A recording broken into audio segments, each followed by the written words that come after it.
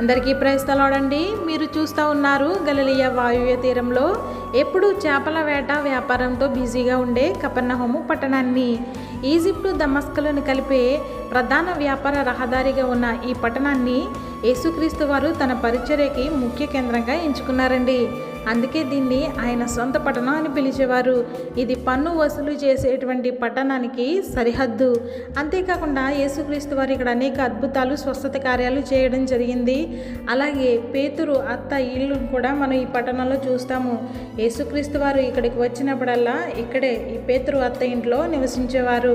అంతేకాకుండా ఇక్కడ ఉన్నటువంటి సమాజ మందిరంలో ఆయన అధికారం గల వానిగా దేవుని వాక్యాన్ని ప్రజలకు బోధించేవారు.